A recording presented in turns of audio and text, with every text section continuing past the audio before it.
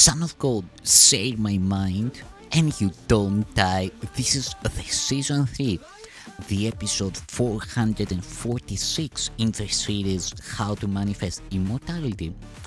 And today's teaching is Ego and False Autonomy.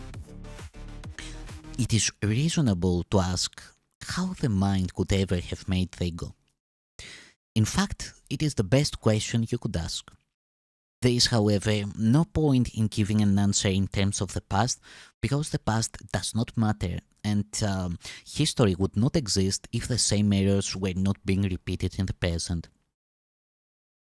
Abstract thought applies to knowledge because knowledge is completely impersonal and examples are irrelevant to its understanding. Perception, however, is always specific and therefore quite concrete. Everyone makes an ego or a self for himself, which is subject to enormous variation because of its instability.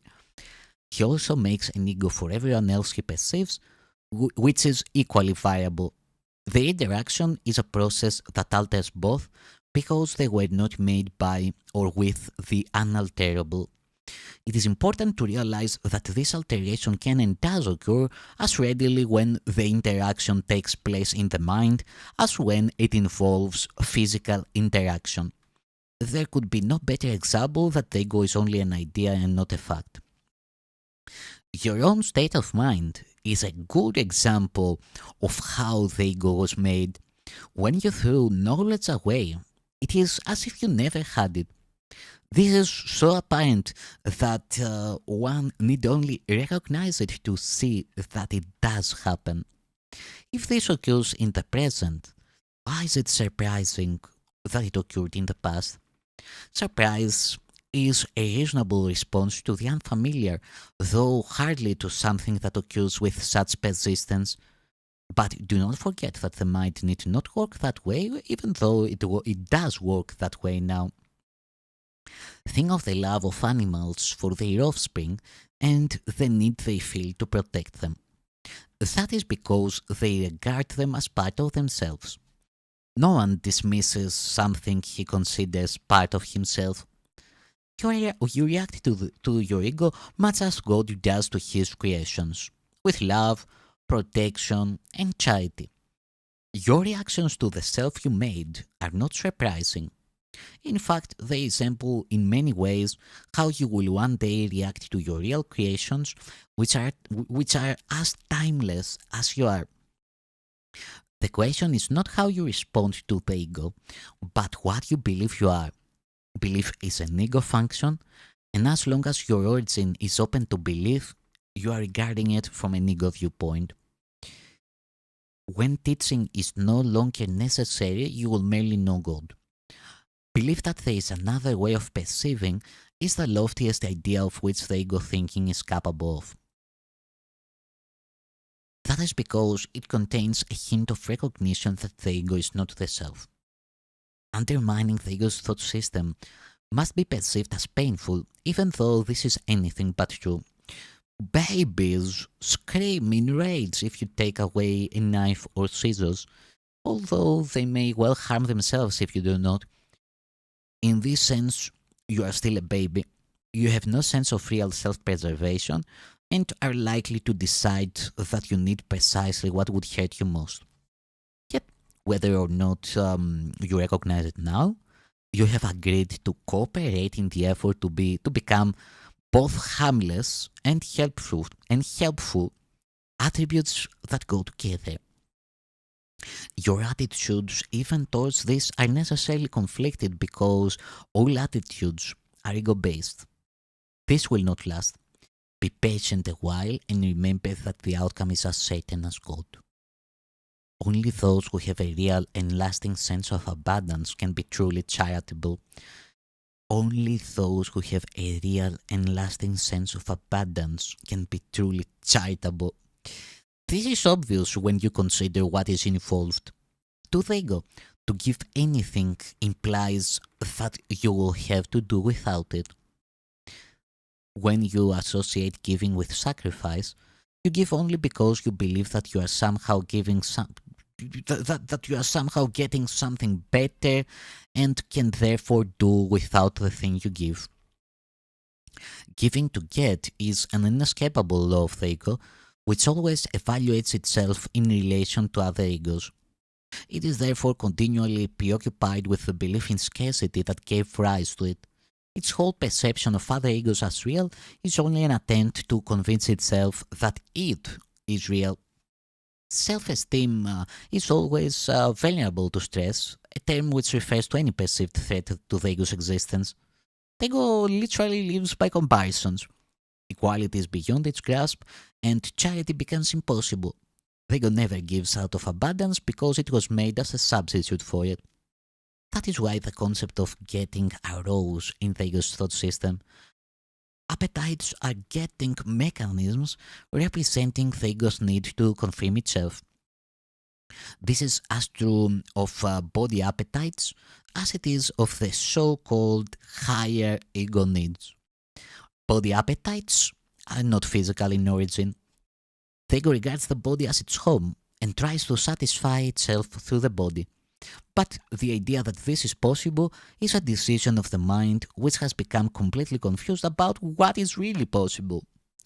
The ego believes it is completely in its own, which is merely another way of describing how it thinks it originated. This is such a fearful state that it can only turn to other egos and try to unite with them in a feeble attempt at identification or attack them in an equally feeble show of strength. It is not free, however, to open the premise to question because the premise is its foundation. The ego is the mind's belief that it is completely on its own. The ego's ceaseless attempts to gain the spirit's acknowledgement and thus establish its own existence are useless. Spirit, in its knowledge, is unaware of the ego. It does not attack it, it merely cannot conceive of it at all. While the ego is equally unaware of spirit, it does perceive itself as being rejected by something greater than itself. This is why self-esteem in ego terms must be delusional. The creations of God do not create myths, although creative effort can be turned to mythology. It can do so, however, only under one condition. What it makes is then no longer creative. Myths are entirely perceptual and so ambiguous in form and characteristically good and evil in nature that the most benevolent of them is not without fearful connotations. Myths and magic are closely associated since myths are usually related to ego origins and magic to the powers the ego ascribes to itself. Mythological systems generally include some account of the creation and associate this with this particular form of magic. The so-called battle for survival is only the ego's struggle to preserve itself and its interpretation of its own beginning. The beginning is usually associated with physical birth because it is hard to maintain that the ego existed before that point in time. The more religiously ego-oriented may believe that the soul existed before and will continue to exist after a temporary lapse into ego life. Some even believe that the soul will be punished for this lapse. However, salvation does not apply to spirit which is not in danger and does not need to be salvaged. Salvation is nothing more than right-mindedness, which is not the one-mindedness of the Holy Spirit, but which must be achieved before one-mindedness is restored. Right-mindedness leads to the next step automatically because right perception is uniformly without attack and therefore wrong-mindedness is obliterated. The mind then has only one direction in which it can move. Its direction is always automatic because it cannot but be dictated by the thought system to which it adheres. It cannot be emphasized too often that correcting perception is merely a temporary expedient. It is necessary only because misperception is a block to knowledge, while accurate perception is a stepping stone towards it. The whole value of right perception lies in the inevitable realization that all perception is unnecessary.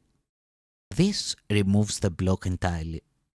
You may ask how this is possible as long as you appear to be living in this world. That is a reasonable question.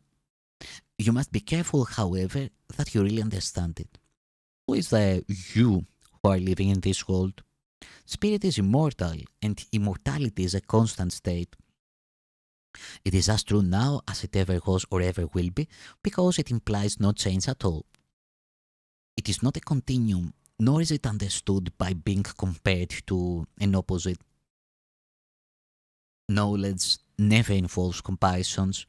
That is its main difference from everything else the mind can grasp.